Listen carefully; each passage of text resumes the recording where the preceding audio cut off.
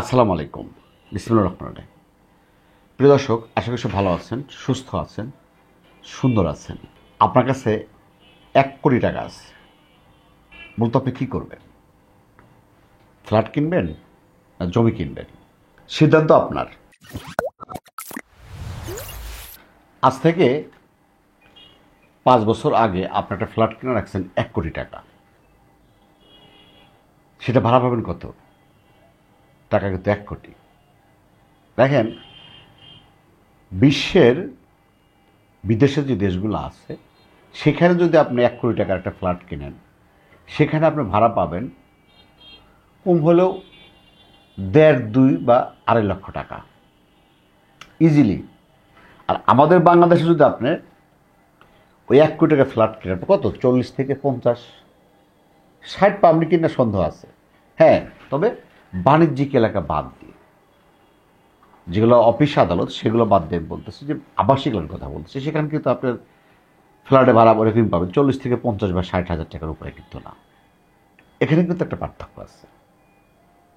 আচ্ছা, এখন আবার আপনি 60 বা 70 হাজার টাকা যে ভাড়া পাইছেন মাসে, এর মধ্যে আপনার মেইনটেন্স খরচ আছে, যে আপনি এখানে মেইনটেন্স খরচ কিন্তু বাদ দিতে হবে, সেটা কিন্তু একটা ব্যাপার আছে।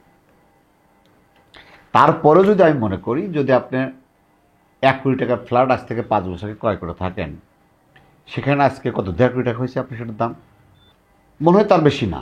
কিছু পার্থক্য হয় না তা না।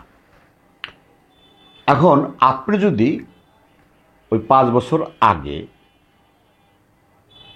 ফ্ল্যাট না কিনে যদি আপনি জমি কিনতেন, তাহলে কী হতে পারে হিসেব ধরি। ধরেন আপনার টাকা ছিল 1 কোটি টাকা, আপনার 5 বছর আগে আপনার 1 কোটি টাকার ল্যান্ড না, আপনি ল্যান্ড কিনছেন 75 লক্ষ টাকা। আর আপনি যদি ফ্ল্যাট ভাড়া দিয়েও থাকতেন, আপনার 5 বছর যদি 25 লাখ টাকা আপনার কাছে থাকতে ফ্ল্যাট ভাড়া নেওয়ার জন্য, আপনি কিন্তু 5 বছরের উপরে থাকতে পারবেন। 40 বা 35 হাজার টাকা ভাড়া ধরে আপনি কিন্তু 25 লাখ টাকা ফ্ল্যাট ভাড়া থাকতেন। আর 75 লাখ টাকা যদি ল্যান্ড কিনে রাখতেন, আজ 5 বছর আগে যে ল্যান্ডের দাম 75 লক্ষ টাকা ছিল, আমি 100% গ্যারান্টি আজকে সেই ল্যান্ড কম হলেও 3 ডবল বা 4 ডবল বৃদ্ধি। তার মানে কি, 75 লক্ষ টাকা যদি আমি 3 ডবলও হই, তা কিন্তু আমার 2,25,00,000 টাকা। আর যদি আমি 4 ডবল ধরি, তাহলে কিন্তু 3 কোটি টাকা। এইখানেই পার্থক্যটা। আচ্ছা, এখন আর একটা ওয়ে আছে, যেমন আপনি যদি 75 লক্ষ টাকার যে ল্যান্ড আপনি কিনে রাখছিলেন আজ থেকে 5 বছর আগে, সেখানে তো বসা রাখবেন না। সেখানে কি বসা রাখবেন? আপনি সেখানে যদি ওরকম যদি ইয়া না হয়, আপনি টিন শিট দিয়ে বাসা করে দেন। আপনি থাকেন না, আপনার টাকা আছে, আপনি ভালোভাবে থাকবেন। ওখানে তো গরিব মানুষ আছে বা যারা অর্থ কম আছে, তারা তো থাকবে, ওইখানে তারা থাকতে পারবে। আপনি ওখান থেকে যদি টিন শিটও করে দেন, তার তো আপনার ওখান থেকে মাসিক একটা ভাড়া আসবে।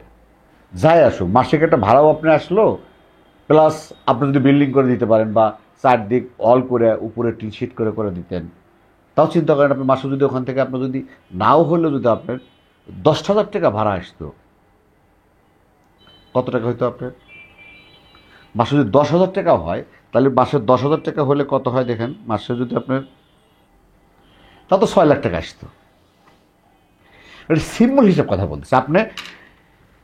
আপনি কিন্তু এখানে 4 ডবল লাভ করতে পারতেন। আর যদি আপনি যেখানে থেকে আপনি ক্রয় করছেন, আর যে আপনি আজকে যে আপনি ফ্ল্যাট ক্রয় করছেন, সেই ফ্ল্যাটটা কি? হ্যাঁ, তবে একটা কিছু খেয়াল রাখবেন, বিজনেসের জায়গা বিজনেস, আর আবাসিক জায়গা আবাসিক। যেখানে থাকবেন থাকার হিসাব একটা, আর যেখানে আপনার ব্যবসা করবেন ব্যবসার হিসাব কিন্তু আলাদা। ছোট্ট এই ভিডিওটা, তাই আপনি চিন্তা করবেন ফ্ল্যাট কিনবেন না ল্যান্ড কিনবেন, চিন্তা ভাবনা করে আপনি কিনবেন। পরিশেষে সবাই দীর্ঘ মঙ্গল কামনা করে আজকের মতো শেষ করছি। আল্লাহ হাফেজ।